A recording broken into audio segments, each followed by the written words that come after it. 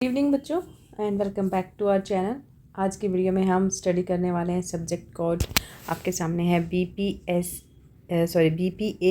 101 लोक प्रशासन के विभिन्न परिप्रेक्ष्य। इस टॉपिक पर हम लोग आज बात करने वाले हैं। तो मैं ये थोड़ा बता दूं कि ये आपके लिए एक मोस्ट इम्पॉर्टेंट क्वेश्चन आंसर्स होने वाले हैं इसमें, जो कि एग्ज़ाम में देखने को जो आपको मिल सकते हैं। काफ़ी चांसेस होते हैं क्योंकि ये रिपीटेड क्वेश्चन है और ये सभी क्वेश्चन आंसर आपके सिलेबस के सबसे इम्पोर्टेंट टॉपिक्स हैं और चैप्टर्स को भी कवर करता है साथ साथ। ये स्टार्ट करते हैं अपनी वीडियो। पहला क्वेश्चन हम लेने वाले हैं जो कि सबसे इम्पोर्टेंट होने वाला है और ये क्वेश्चन तो मतलब ये हम रहेगा ही, क्योंकि अब लोक प्रशासन अगर पेपर का नाम है तो उस पेपर के नाम पर अगर क्वेश्चन ना हो तो फिर तो पेपर का फ़ायदा ही क्या है। जो पहला क्वेश्चन जो आपको आने वाला है और आपको ये मिलेगा ही, वो है लोक प्रशासन का अर्थ बताना है आपने, उसका स्वरूप बताना है और उसके क्षेत्र की चर्चा करनी है। ये हमारा सबसे पहला और इम्पोर्टेंट क्वेश्चन होने वाला है। वही हमेशा की तरह सबसे पहले आप भूमिका लिख देना, इंग्लिश के बच्चे हो तो इंट्रोडक्शन लिख देना, ठीक है। तो देखो, जो लोक प्रशासन होता है उसका संबंध क्या होता है? उसका संबंध होता है सरकार के कार्यों का मैनेजमेंट देखना कि किस तरह से सरकार कार्य कर रही है, किस तरह से उनका क्रियान्वयन होता है, ठीक है। और ये जो प्रशासनिक गतिविधियाँ होती हैं समाज के जो लोगों के कल्याण उनके विकास के लिए की जाती है। लोक प्रशासन जो है वो सरकार की नीतियाँ, ठीक है, सरकार की नीतियाँ, उसके कार्यक्रम और उसकी योजनाओं को प्रभावी रूप से लागू करवाने के लिए जिम्मेदार होता है, ठीक है। और ये समाज के अलग अलग वर्गों की जो भी आवश्यकताएं और को पूरा करने के लिए ये सहायक सिद्ध होते हैं लोक प्रशासन। ओके, लोक प्रशासन का अर्थ सबसे पहले जान लेते हैं। अर्थ लिखेंगे आप। तो जो लोक प्रशासन का जो सामान्य अर्थ होता है वो है सरकार द्वारा जनता के लिए की जाने वाली गतिविधियाँ, ठीक है, गतिविधियाँ और व्यवस्थाएं। सरकार व्यवस्था करती है ना लोगों के लिए, नागरिकों के लिए। तो ये जो शासन प्रणाली है, ये जो लोक प्रशासन है, ये शासन प्रणाली मतलब सरकार के संचालन और उसकी कार्यशैली कि किस तरह से वो कार्य करती है उसको लागू करने में क्या करती है, मदद करती है सरकार की। लोक प्रशासन के अंतर्गत सरकार की कौन कौन सी शाखाएं आती हैं? जैसे केंद्रीय प्रशासन, ठीक है, इसके अंतर्गत केंद्रीय प्रशासन आएगा। राज्य प्रशासन आता है, राज्य सरकारें बोलते हैं ना जिनको। फिर स्थानीय प्रशासन हो गया, ये सब आपको पता है, आप ऑलरेडी पॉलिटिकल साइंस के बच्चे हो तो आपको पता है। तो ये जो प्रशासनिक तंत्र होता है ना, ये सारा ये जनता का कल्याण और राज्य में कानून व्यवस्था, शिक्षा, स्वास्थ्य, सुरक्षा आदि से जुड़ी हुई सेवाओं को सुचारू रूप से चलाने के लिए कार्य करता है, ठीक है। और लोक प्रशासन का मुख्य उद्देश्य क्या होता है? उद्देश्य भी अगर आप बताना चाहेंगे या पूछ लिया जाता है तो आप बता सकते हो कि उद्देश्य, लोक प्रशासन का उद्देश्य है शासन व्यवस्था को जनता के प्रति उत्तरदायी, शासन व्यवस्था को, ठीक है, जनता के प्रति क्या करना है, उत्तरदायी बनाना है और उसको पारदर्शी बनाना है, ठीक है। ये इसका उद्देश्य होता है। और ये शासन की जो नीतियाँ होती हैं, जो भी सरकार जो भी नीतियाँ बनाती है जनता के लिए, ठीक है, जो भी कार्यक्रम लागू करती है या फिर जो योजनाएं बनाती है ना जनता के कल्याण के लिए, उनको सही तरीके से लागू करने के लिए भी लोक प्रशासन जो है वो जिम्मेदार होता है। अब आप बताएंगे इसका स्वरूप के बारे में। तो स्वरूप के बारे में आप बता सकते हैं कि लोक प्रशासन का जो स्वरूप है वो अलग अलग पहलुओं में देखा जा सकता है। तो फर्स्ट आप लिखेंगे कार्यकारी स्वरूप, कार्यकारी स्वरूप। आई होप तुम लोग मेरी हैंडराइटिंग समझ पाओ। कार्यकारी स्वरूप क्या होता है कि जो लोक प्रशासन में होता है ना, लोक प्रशासन में कार्यपालिका, किसी भी प्रशासन में जो कार्यपालिका होती है, जिससे से हम लोक प्रशासन यहाँ पर पढ़ रहे हैं, उसमें कार्यपालिका जो हर चीज़ लागू करती है उसका सबसे इम्पोर्टेंट रोल होता है, प्रमुख स्थान होता है। ये क्या करते हैं, जो सरकारी नीतियाँ होती है ना, सरकारी नीतियों को ज़मीनी स्तर पर मतलब रूट लेवल पर लागू करने का ये कार्य करती हैं, जो सरकार नीतियाँ बनाती है ना उनको। और इसके अंतर्गत और कौन कौन आते हैं? प्रशासनिक अधिकारी आ जाते हैं, कर्मचारी और अन्य जो भी कार्यकारी संस्थाएं होती हैं, सारी जो जितनी भी कार्यकारी संस्थाएं होती हैं वो आती हैं कार्यकारी स्वरूप में। ठीक है, उसके बाद सेकंड पॉइंट आप लिखेंगे न्यायिक स्वरूप। न्यायिक स्वरूप के अंतर्गत क्या क्या चीज़ें आएंगी? जो लोक प्रशासन का जो न्यायिक स्वरूप होता है ना, वो न्यायालयों द्वारा सरकारी नीतियों और निर्णयों की समीक्षा करता है। मतलब जो सरकार जो भी कानून बनाती है ना, जो भी नीतियाँ बनाती है, वो जो हमारे देश के जो न्यायालय हैं वो उनके द्वारा लोक प्रशासन के द्वारा करवाया जाता है। मतलब लोक प्रशासन का जो न्यायिक स्वरूप है जिसकी हम बात कर रहे हैं यहाँ पर, इसका स्वरूप यहाँ पर आप इस तरह से समझ सकते हो, जो न्यायालय हैं उनके द्वारा सरकारी जो नीतियाँ बनाई जाती हैं, जो निर्णय लागू किए जाते हैं लोगों पर, ठीक है, उनकी समीक्षा करना होता है, एनालाइज करना होता है। और ये भी सुनिश्चित करना होता है कि जो प्रशासनिक निर्णय लिए गए हैं वो संविधान और कानून के अनुरूप हों। ठीक है, ये इसका न्यायिक स्वरूप हो गया। फिर थर्ड पॉइंट आप लिखेंगे इसका विधायी स्वरूप। विधायी स्वरूप, ठीक है, तो संसद और राज्य विधानमंडल, ये दो शब्द लिखेंगे आप, संसद और राज्य विधानमंडल। ओके, इन दोनों के द्वारा क्या होता है, बनाई गई नीतियाँ और कानून लोक प्रशासन के कामकाज का आधार होते हैं। मतलब ये हो गया विधायी, मतलब जैसे लोक प्रशासन का जो आधार है ना, जो लोक प्रशासन जो नीतियाँ बना रहा है, कानून बना रहा है, वो उसका आधार होता है कि जो संसद और राज्य विधानमंडल के द्वारा जो नीतियाँ बनाई जा रही हैं, जो कानून बनाए जा रहे हैं, वो लोक प्रशासन के कामकाज के आधार होते हैं। मतलब ये इनको काम करना पड़ता है। ठीक है, ये एक प्रशासनिक व्यवस्था को एक कानूनी ढांचे में, एक संवैधानिक ढांचे में ढालने का कार्य करते हैं। ठीक है, फिर नेक्स्ट पॉइंट हमारा आता है पारदर्शिता और जिम्मेदारी। फोर्थ पॉइंट लिखेंगे हम, पारदर्शिता, ठीक है, एवं जिम्मेदारी। कि क्या जिम्मेदारी होती है इनकी, लोक प्रशासन की? तो लोक प्रशासन जो होता है वो पारदर्शी और जवाबदेह होना चाहिए। उसकी जवाबदेही होनी चाहिए किसी भी नीति के लिए, किसी भी योजना के लिए, ताकि ये सुनिश्चित किया जा सके कि जनता के अधिकारों का क्या नहीं होना चाहिए, उल्लंघन। ठीक है, उल्लंघन ना हो। तो जितनी भी जो लोक प्रशासन है वो पारदर्शी और जिम्मेदार होना चाहिए। उसकी जिम्मेदारी होनी चाहिए कि जो भी सरकारी नीतियाँ लागू की जा रही हैं या जो भी कल्याणकारी कार्य किए जा रहे हैं उनका उल्लंघन ना हो, वो हर जनता, जो जनता है उसके बीच में सुचारू रूप से उसका क्रियान्वयन हो सके। ठीक है, ये हमने अभी तक अर्थ देख लिया, स्वरूप देख लिया। अब इसके क्षेत्र के बारे में बात कर लेते हैं। जहाँ तक हम इसके क्षेत्र की बात करते हैं तो लोक प्रशासन के जो कार्य क्षेत्र की हम चर्चा करते हुए थोड़ा सा इसके स्वरूप के क्षेत्र के बारे में भी जान लेते हैं। तो सबसे पहले पॉइंट में आप लिखेंगे इसका केंद्रीय प्रशासन। केंद्रीय प्रशासन क्या होता है कि जो भारत में जो केंद्रीय प्रशासन है, जो सरकार होती है वो हमारी केंद्र सरकार होती है ना। हमारा जो भारत का जो प्रशासन है, जो सरकार चलाई जाती है वो केंद्र शासन के अंतर्गत चलाई जाती है।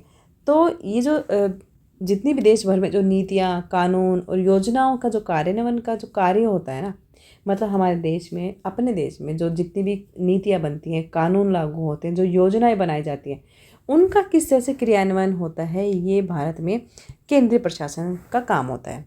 ठीक है, इसमें कौन कौन आते हैं? प्रधानमंत्री, ठीक है, केंद्रीय मंत्री, कैबिनेट मंत्री जिसको बोलते हैं, मिनिस्टर्स, ठीक है, और संबंधित सरकारी विभाग, जितने भी इनसे संबंधित सरकारी विभाग हैं वो सब इनके प्रमुख अंग हैं। ठीक है, सेकंड पॉइंट आप लिखेंगे राज्य प्रशासन। राज्य प्रशासन, ठीक है, अभी हमने केंद्र देख लिया, अब राज्य प्रशासन। तो जैसे कि नाम से ही तुम लोग समझ गए होगे, राज्य प्रशासन, राज्य प्रशासन जो है वो राज्य सरकार द्वारा संचालित होता है ना, राज्य सरकार के द्वारा चलाया जाता है। ये राज्य के अंदर जितनी भी अलग अलग योजनाएं और कानूनों को लागू करती है, जैसे सेंट्रल गवर्नमेंट पूरे देश में लागू करती है, राज्य सरकार अपने राज्य में लागू करती है। इसमें कौन कौन आते हैं? राज्य के मुख्यमंत्री हो गए, ठीक है, राज्य मंत्रिमंडल और अलग अलग सरकारी अधिकारी इसमें शामिल होते हैं। ये राज्य प्रशासन हो गया। थर्ड पॉइंट हम लिखेंगे इसमें स्थानीय प्रशासन। स्थानीय प्रशासन।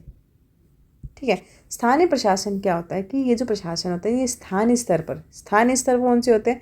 नगर निगम हैं, पंचायत, नगर पालिका।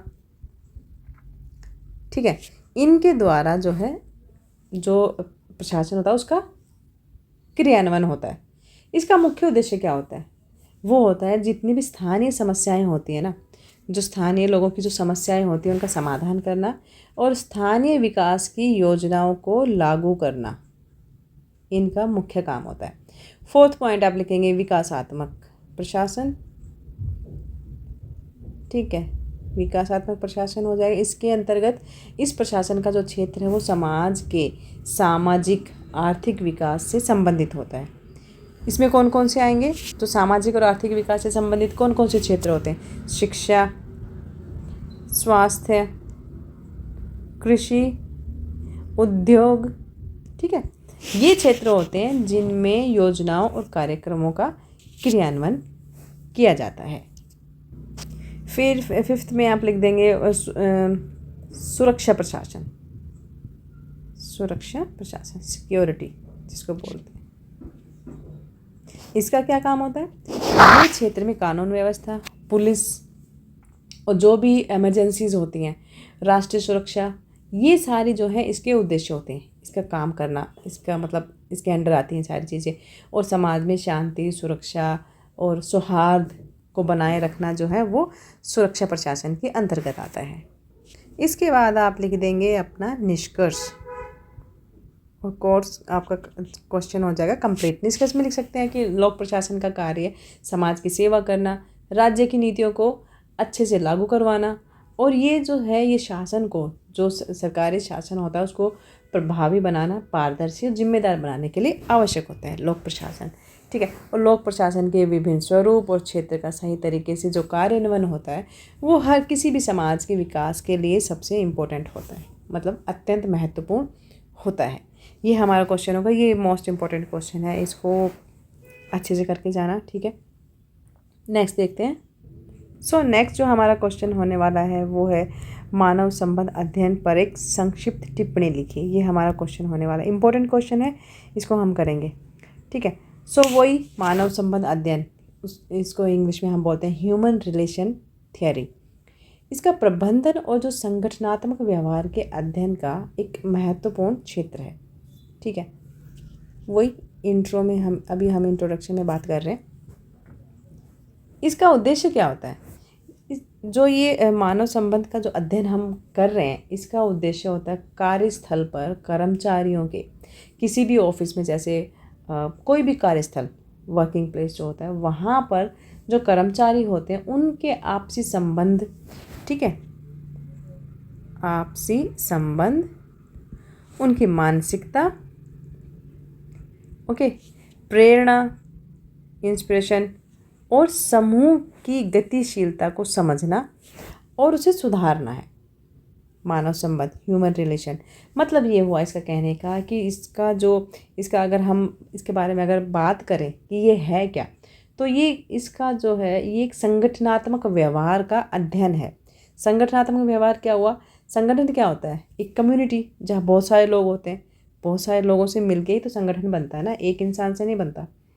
तो एक संगठनात्मक, एक कम्युनिटी टाइप लेवल पर एक व्यवहार का जब हम स्टडी करते हैं ना, तो उसको बोलते हैं संगठनात्मक अध्ययन।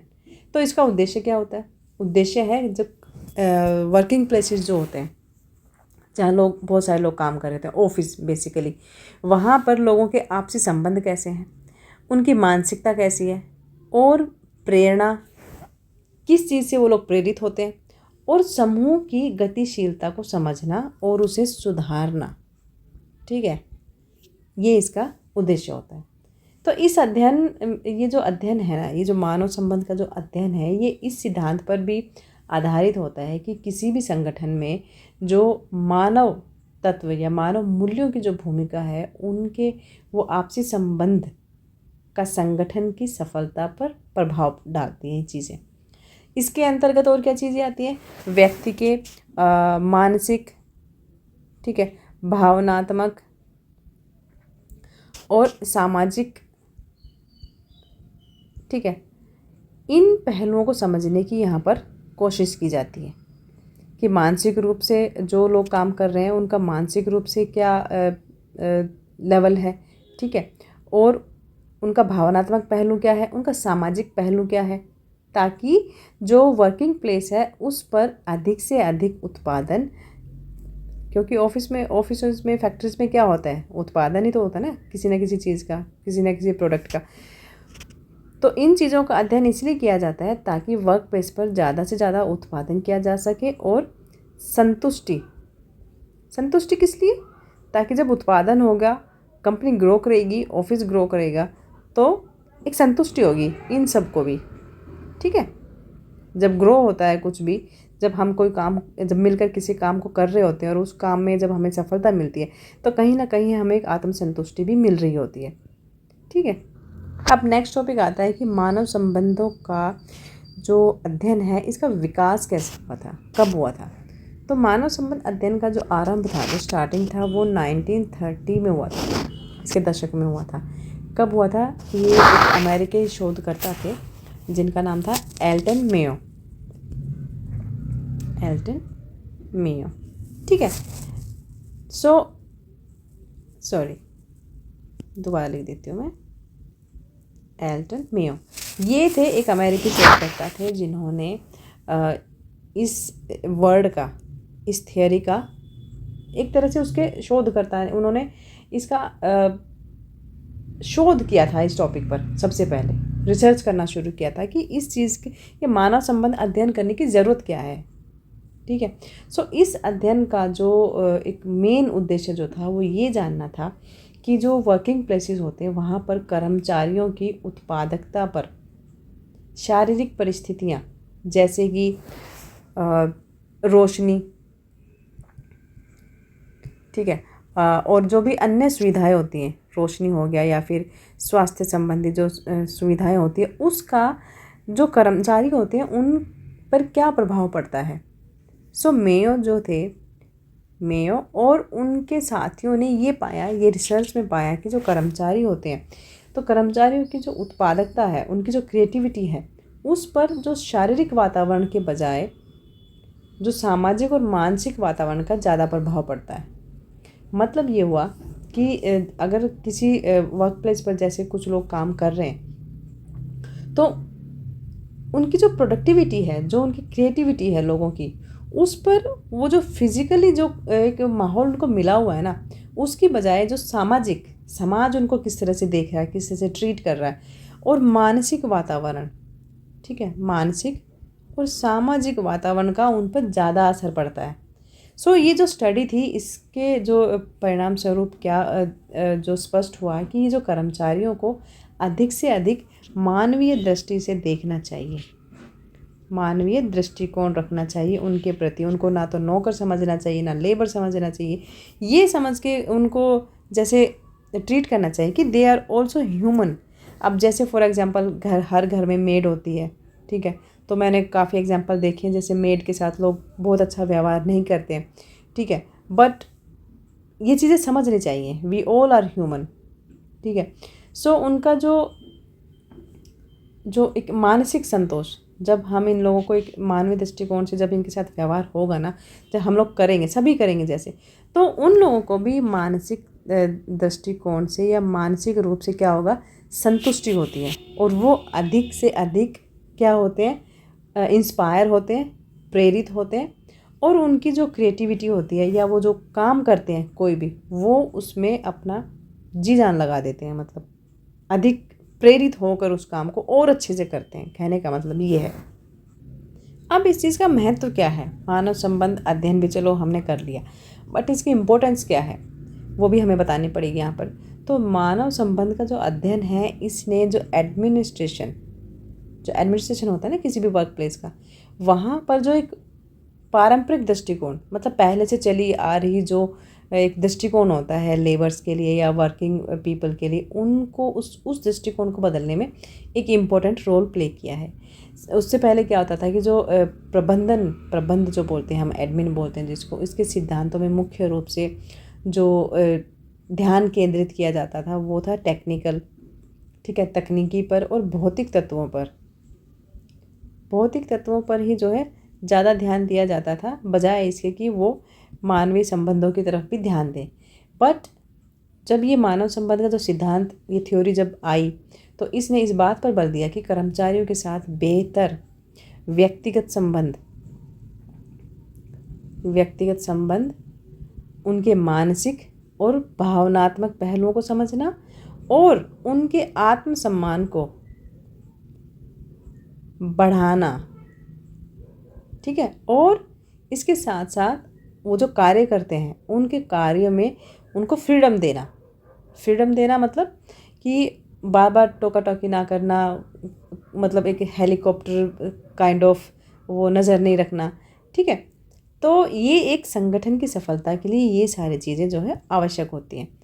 उनके साथ व्यक्तिगत संबंध रखना, ठीक है, उनके मानसिक और भावनात्मक पहलुओं को समझना, उनका आत्मसम्मान बढ़ाना और उनको कार्य करने की फ्रीडम देना, ठीक है। प्रेरणा लिख सकते हैं आप। प्रेरणा, किससे क्या प्रेरणा मिलती है? तो मानव संबंध सिद्धांत जो है ना, इसके अनुसार जो कर्मचारियों को केवल वित्तीय लाभ ही नहीं देना चाहिए, वित्तीय लाभ मतलब मनी, इससे अधिक उनको मानसिक और सामाजिक प्रेरणा की आवश्यकता होती है, क्योंकि वी ऑल आर ह्यूमन ना। हमें मानसिक प्रेरणा भी चाहिए, मेंटली हम इंस्पायर हों, इस तरह की हमें आज़ादी मिले वर्किंग प्लेस पर। और सामाजिक प्रेरणा, हमें समाज की दृष्टि से देखता है, समाज में क्या ओहदा होता है, मतलब समाज सिर्फ अगर कोई कुछ लोग काम कर रहे हैं किसी वर्किंग प्लेस पर, तो उनको एज ए वर्कर्स ना देखकर उनको ह्यूमन देखना चाहिए कि दे आर ऑल्सो ह्यूमन। तो इससे होता है उनमें जो सामाजिक प्रेरणा होती है वो उनमें बढ़ती है, इसकी आवश्यकता भी होती है। यदि मान लो कर्मचारियों को, जो लोग होते हैं जो काम करते हैं, उनको अपने काम में संतुष्टि ही नहीं मिल रही है और वो संगठन के लक्ष्य से जुड़ते हैं, तो वो बेहतर प्रदर्शन करते हैं, ठीक है। कहने का मतलब ये है कि जब कर्मचारी जब काम कर रहे होते हैं, तो जब वो खुद काम में सेटिस्फाई होंगे ना, जो काम उनको दिया गया है, वो कुछ भी काम हो सकता है, तो जब वो लोग सेटिस्फाई होंगे ना, तभी किसी संगठन का जो लक्ष्य होता है वो बड़ा होता है और वो सब मिलकर बेहतर रूप से उसका प्रदर्शन कर पाते हैं, ठीक है। फिर सामूहिक कार्य, या फिर आप बोल सकते हैं टीम की भावना। तो जो मानव संबंध जो होते हैं ह्यूमन रिलेशंस में, ये भी माना गया है कि जो व्यक्तिगत क्षमता से अधिक, ध्यान से सुनना, व्यक्तिगत क्षमता, ठीक है, इससे अधिक संगठन की जो सफलता होती है वो समूह की कार्य प्रणाली पर निर्भर करती है, ठीक है। कैसे? जब एक समूह मिलकर काम करता है ना, तो व्यक्तिगत प्रयासों से बेहतर परिणाम प्राप्त कर सकता है। मतलब जब लोग मिलकर एक संगठन के रूप में मिलकर कार्य करते हैं, तो उस संगठन का जो परिणाम होगा वो पॉजिटिव होगा, हमेशा सकारात्मक, ठीक है। इसी को बोलते हैं टीम की भावना, सामूहिक कार्य करना या एज ए टीम, ठीक है, एज ए टीम काम करना। फिर आप एक पॉइंट और लिख देंगे आप, संचार, कम्युनिकेशन, संचार और ट्रस्ट, विश्वास। इसमें क्या होता है कि किसी भी संगठन में जो लोग काम कर रहे होते हैं, उनके बीच में ना एक खुला, एक तो कम्युनिकेशन होना चाहिए और आपसी विश्वास का माहौल होना चाहिए। जब कर्मचारियों को ये महसूस होगा कि उनका जो व्यूज़ हैं, उनके जो पॉइंट ऑफ व्यूज़ हैं वो सुने जा रहे हैं और उनकी समस्याओं का समाधान किया जा रहा है, तो वो अधिक से अधिक ना उस संगठन के कार्य में अपना योगदान देने के लिए अपने आप को और भी ज़्यादा प्रेरित महसूस करते हैं। मतलब ये है कि जब आप किसी एक संगठन में काम कर रहे हैं, ठीक है, आप किसी ऑफिस में काम कर रहे हैं, आपकी कुछ समस्याएं हैं, ठीक है, लेकिन अगर आपकी वो समस्याएं सुनी ही नहीं जाती हैं उस वर्किंग प्लेस पर, या आपका जो एडमिन है, आपसे ऊपर के जो लोग हैं, वो अगर उनके साथ आपका संवाद इतना नहीं है कि आप खुल के अपनी बात रख सकें, आप अपनी प्रॉब्लम्स उनको बता सकें, तो फिर वो जो कार्य होगा, जो एक टीम भावना होगी, वो कभी नहीं बनेगी और ना ही आप वहाँ पर ढंग से काम कर पाएंगे। और जब काम ही नहीं कर पाएंगे, आपको बोलने की आज़ादी नहीं होगी, आप अपने विचार नहीं रख सकते हैं वहाँ पर, तो फिर जो एक आपसी विश्वास होता है वो भी नहीं बनता है। तो इन सब का जो एक असर होता है, मिला जुला असर होता है, वो किस पर पड़ता है? वो संगठन पर पड़ता है। ठीक है, अब हम जो इसमें नेक्स्ट जो पॉइंट मैं लिखूँगी वो जो मानव संबंधों का इसके क्या प्रभाव होते हैं, ठीक है, और उसकी लिमिटेशन क्या है, उस पर थोड़ी सी बात कर लेते हैं। सो ये जो मानव संबंध अध्ययन जो था, ये जो शोध था, रिसर्च था, इसने ये प्रूफ कर दिया था कि जो कर्मचारियों का जो मानसिक और जो भावनात्मक इमोशनल सेटिस्फैक्शन होता है ना, वो उनके काम करने की जो कैपेसिटी है उसको बढ़ा देता है, और जो संगठन, जिस संगठन के साथ मिलकर वो काम कर रहे हैं उसमें उनकी भागीदारी को भी बढ़ा देता है। इससे न केवल उत्पादकता में सुधार होता है, बल्कि जो वर्किंग प्लेस है वहाँ पर जो तनाव कई बार हो जाता है ना, तनाव और संघर्ष की जो स्थिति होती है वो कम हो जाती है। सो कर्मचारियों के बीच और क्या होगा, अच्छे रिश्ते होंगे, संगठन में एक पॉजिटिव एनवायरनमेंट बनेगा काम करने का, और इसके जो भी रिजल्ट होंगे वो भी पॉजिटिव ही होंगे। ठीक है, हालांकि ये जो स्टडी है ये इसकी कुछ अपनी सीमाएं भी हैं, कि ये सिद्धांत ना पूरी तरह से ये नहीं कहा जा सकता है इसके बारे में कि हर कर्मचारी एक ही तरह से जो है वो रिएक्ट करता है। ठीक है, क्योंकि हर आदमी, हर इंसान अलग अलग है। सो हर कर्मचारी का जो मानसिक स्थिति, उसकी अपनी प्रेरणाएं, उसकी अपनी आवश्यकताएं जो वो थोड़ी सी भिन्न होती हैं एक दूसरे से, सबकी एक जैसी नहीं होती। बट इसके अलावा भी जो मानवीय दृष्टिकोण अपनाने से कभी कभी होता है कि जो काम होते हैं, कार्यों में अनुशासन की कमी हो जाती है, जिससे संगठन के लक्ष्यों में थोड़ी सी बाधा आ जाती है। मानवीय दृष्टिकोण से ये होता है कि कभी कभी ना लोग उसको टेक फॉर ए ग्रांटेड ले जाते हैं। सो ये जो स्टडी है ये वैसे तो it's a very good study, very human oriented study, but फिर भी हर चीज़ के अपने कुछ लॉसेस भी होते हैं, छोटी मोटी मतलब डूज और डोंट्स होते हैं। सो यहाँ पर ये हमारा क्वेश्चन ख़त्म हो जाता है। इसके बाद आप निष्कर्ष लिख दीजिएगा, इसके बाद अपना निष्कर्ष लिख देना। ये हमारा क्वेश्चन हो जाता है कंप्लीट। इसके बाद नेक्स्ट क्वेश्चन देख लेते हैं।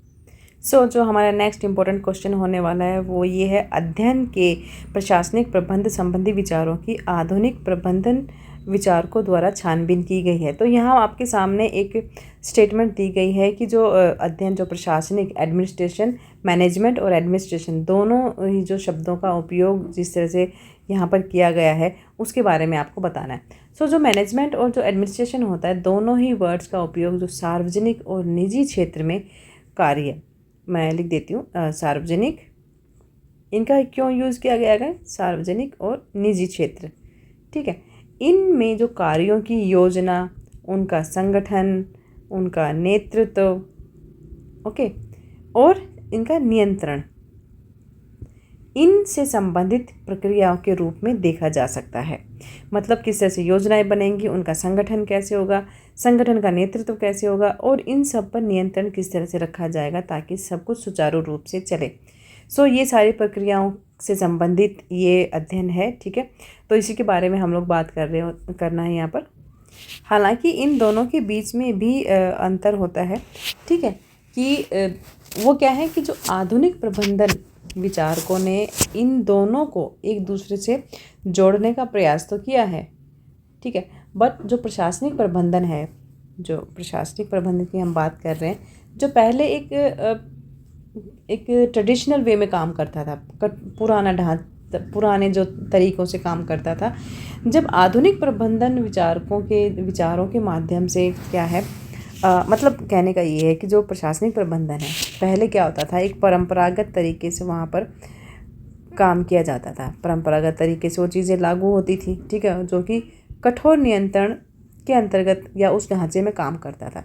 बट जो आधुनिक प्रबंधन आया ना जब से, उसके विचारों के माध्यम से ये अधिक लचीला, गतिशील और प्रभावी, ठीक है, इफ़ेक्टिव बन चुका है।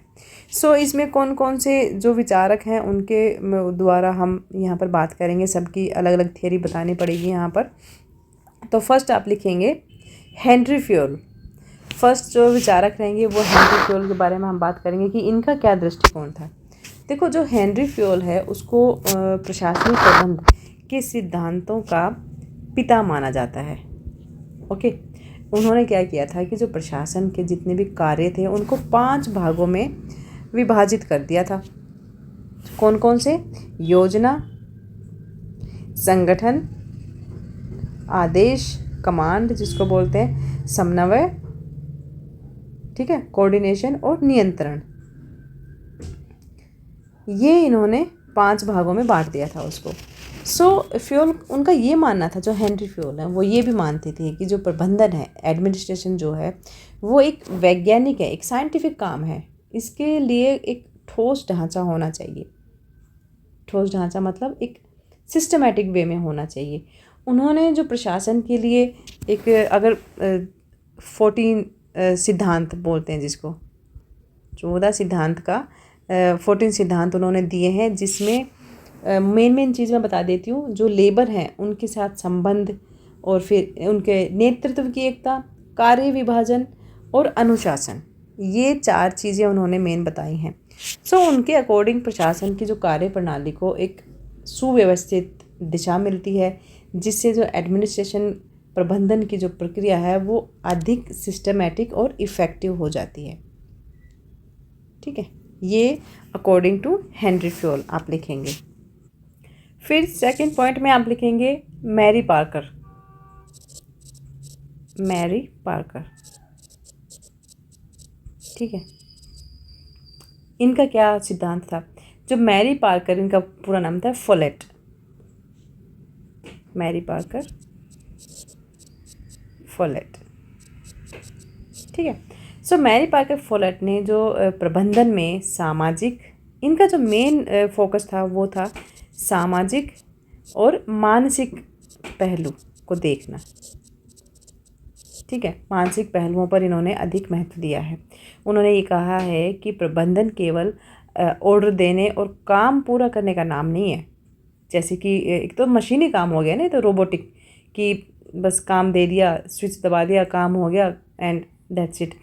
बल्कि ये कर्मचारियों के बीच सहयोग, कर्मचारियों के बीच सहयोग, टीम वर्क, जैसे हमने पहले क्वेश्चन में पढ़ा था, टीम वर्क और सामूहिक निर्णय। ठीक है, सामूहिक निर्णय लेने की क्या है, एक प्रक्रिया है। इनके अकॉर्डिंग उनका प्रमुख विचार था कि पावर विद मतलब सहयोग के द्वारा शक्ति, ठीक है, ना कि पावर ओवर कि शक्ति का दबाव, ऐसे नहीं होना चाहिए। ये उनका विचार था। और ये जो विचार था ये प्रशासनिक प्रबंधन को अधिक मानव केंद्रित, ह्यूमन सेंट्रल और सामूहिक बनाती है, जिससे कर्मचारियों की भागीदारी और उनके दृष्टिकोण को प्राथमिकता दी जाती है। ठीक है, ये हो गया। नेक्स्ट जो विचारक हैं, थर्ड जो विचारक हैं वो है मैक्स वेबर। मैक्स वेबर का जो ब्यूरोक्रेटिक मॉडल है उसके बारे में हम बात करेंगे। मैक्स वेबर ने ब्यूरोक्रेसी या जो एक पेपर कार्यवाही जो बोलते हैं जिसको, और कार्यों का जो अनुशासन को महत्व दिया है इन्होंने।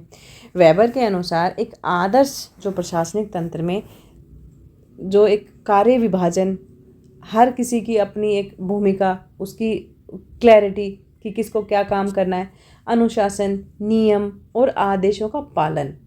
इसके साथ साथ जो कर्मचारी हैं उनके चयन में क्या योग्यता होनी चाहिए, किस योग्यता के आधार पर वो उनका जो सिलेक्शन किया जाएगा, इसको उन्होंने प्राथमिकता दी है।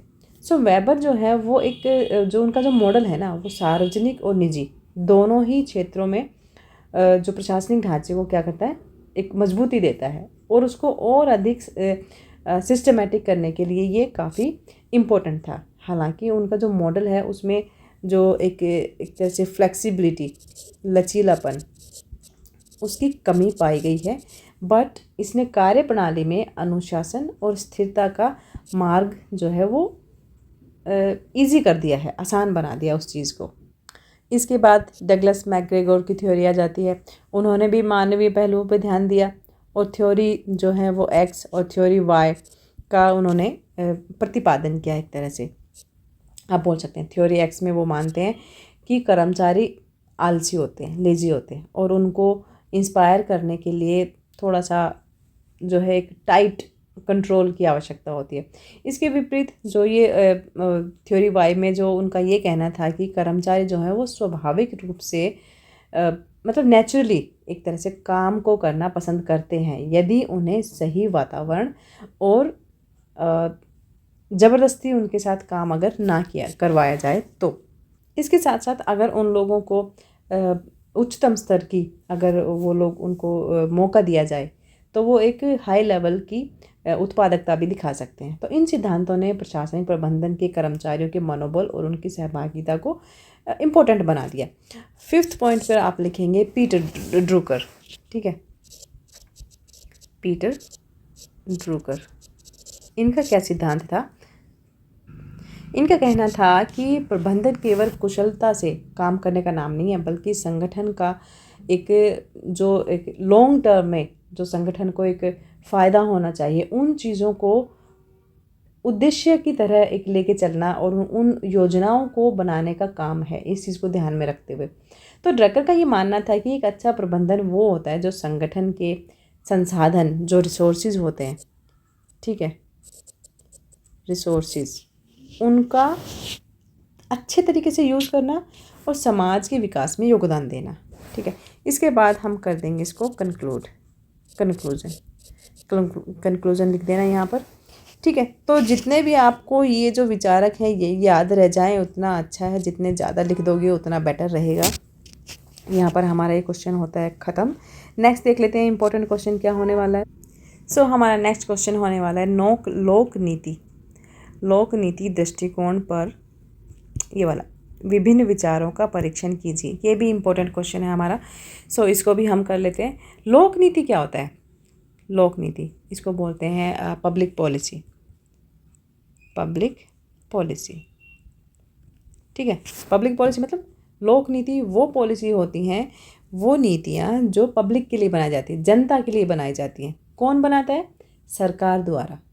ठीक है, तो इसको हम स्टार्ट कर लेते हैं। भूमिका लिखेंगे सबसे पहले। ओके, तो इसके बारे में हम बताएंगे कि जो लोक नीति है, पब्लिक पॉलिसी जिसको हम बोलते हैं, किसी भी सरकार के द्वारा समाज के अलग अलग पहलुओं को संबोधित करने के लिए क्या बनाई जाती हैं? योजनाएं, कार्यक्रम और कार्यवाहियों का समूह होता है लोक नीति। ठीक है, ये नीतियाँ क्या होती हैं और क्यों ज़रूरी हैं? ये जो नीतियाँ होती हैं, फिर इसके साथ साथ जो नीतियाँ होती हैं, ये समाज की जो अलग अलग समस्याएं होती हैं ना, समाज में कितनी भी समस्याएं होती हैं, स्वास्थ्य, शिक्षा और आर्थिक, सामाजिक, इस तरह की जितनी भी समस्याएं होती हैं उनके समाधान करने के लिए ये जो नीतियाँ होती हैं ये तय की जाती हैं। इनका उद्देश्य जो लोक नीति को लेकर जैसे अलग अलग विचारकों और सिद्धांतकारों ने अलग अलग अपने अपने दृष्टिकोणों से उसका एक जो प्रतिपादन बोलते हैं जिसको, वो किया है। और उनका उद्देश्य वही है सेम, नीति निर्माण और उसके कार्यान्वयन कि किस तरह से वो नीतियाँ लागू की जा रही हैं, उस प्रक्रिया को बेहतर ढंग से समझना है।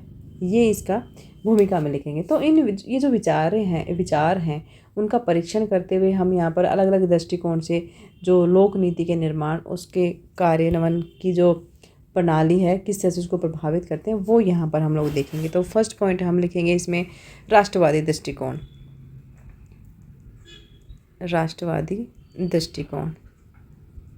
ठीक है, सो राष्ट्रवादी दृष्टिकोण के अनुसार जो लोक नीति होती है उसका मुख्य उद्देश्य होता है राष्ट्रीय हित की सुरक्षा। ठीक है, उसकी सुरक्षा और विकास, ये इसका मेन उद्देश्य होता है। और ये दृष्टिकोण ये मानता है कि जो सरकारी नीतियाँ होती है वो समाज में राष्ट्रीय एकता और सार्वभौमिकता को बढ़ावा देने के लिए बनानी चाहिए। इस दृष्टिकोण से सरकार को समाज के अलग अलग वर्गों के बीच एक बैलेंस बनाने की आवश्यकता होती है, ताकि जो हर लेवल पर ये जो योजनाएं बनाई जाती हैं ये हर लेवल के लोगों को या समाज के हर लेवल पर वो बराबर वो पहुँचे, लोगों की पहुंच तक वो सारी योजनाएं पहुंचे। और ये स्थानीय और जो अंतर्राष्ट्रीय दोनों ही स्तरों पर राष्ट्र के हितों की रक्षा करने के लिए आवश्यक होती हैं। परीक्षण कैसे किया जाएगा? राष्ट्रवादी दृष्टिकोण अधिकतर राष्ट्रीय या सांस्कृतिक दृष्टि से बनाया जाता है, बट कभी कभी क्या होता है ना कि ये ज़्यादातर ना केंद्रीकरण, सेंट्रलाइजेशन, केंद्रीकरण की तरफ भी झुक जाता है थोड़ा सा, जिससे अलग अलग सामाजिक वर्गों के हितों की क्या होती है, अनदेखी भी हो जाती है। इसके बाद सेकंड पॉइंट आप लिखेंगे व्यवस्थापकीय दृष्टिकोण। ठीक है, व्यवस्थापकीय दृष्टिकोण मतलब मैनेजरियल अप्रोच। तो जो ये दृष्टिकोण जो ये लोक नीति को प्रशासन मतलब प्रशासनिक और प्रबंधन के दृष्टिकोण से देखता है। इसके अकॉर्डिंग मतलब ये जो व्यवस्थापकीय दृष्टिकोण होता है, ये इसका कहने का मतलब होता है जो लोक नीति का उद्देश्य है वो सरकार द्वारा तय किए गए लक्ष्यों को प्रभावी ढंग से प्राप्त करना होता है। और इस दृष्टिकोण में प्रमुख रूप से क्या क्या आता है, नीति निर्माण की प्रक्रिया को और अधिक टेक्निकली और एक सिस्टमैटिक वे में देखा जाता है इन चीज़ों को। सो इसके कार्यों का विभाजन और संगठनात्मक संरचना,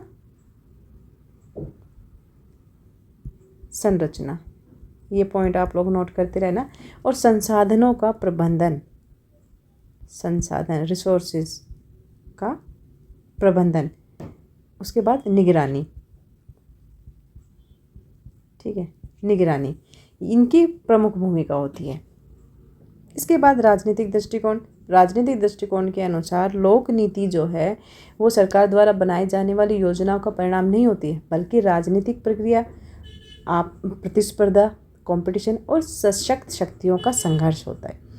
इसमें यह माना जाता है कि जो नीतियाँ होती हैं ना वो मुख्य रूप से उन राजनीतिक दलों और समूहों के हितों का प्रतिनिधित्व करती हैं जो सत्ता में होते हैं। ठीक है, अब इसका परीक्षण कैसे करेंगे, एनालाइज कैसे करेंगे इस चीज़ को?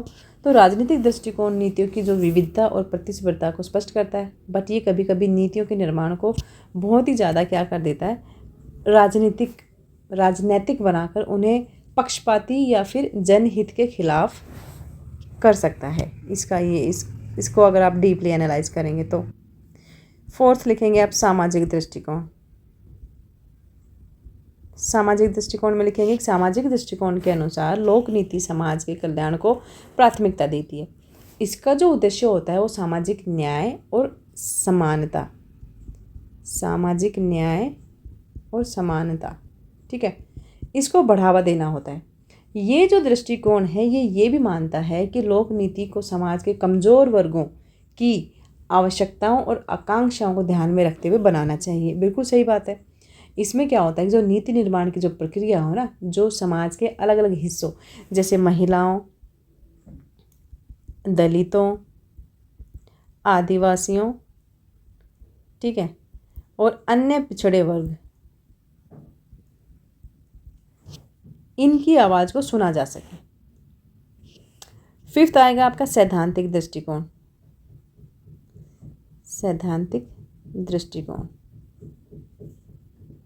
सैद्धांतिक दृष्टिकोण में आप लिखेंगे कि जैसे लोकतांत्रिक मूल्य, न्याय और अधिकार, इनको लागू करना और इनको अच्छे से इन पर नज़र रखना। तो इस दृष्टिकोण में ये सुनिश्चित करना होता है कि जो लोक नीतियाँ होती हैं वो समाज की समग्र भलाई के लिए की जानी चाहिए और ये व्यक्तिगत अधिकारों और हर व्यक्ति के अपने अधिकारों और उसकी स्वतंत्रता की रक्षा करती है। ठीक है, संवैधानिक दृष्टिकोण। इसके बाद आप निष्कर्ष लिख देना। ओके, ये क्वेश्चन हमारा ख़त्म हो जाता है यहाँ पर। तो ये हमारे कुछ इंपॉर्टेंट क्वेश्चंस थे जो मुझे लगा आप लोगों के साथ शेयर करने चाहिए। तो यही था आज की वीडियो में। चलो मिलते हैं नेक्स्ट वीडियो में, तब तक के लिए best of luck and thank you for watching. Bye bye, take care.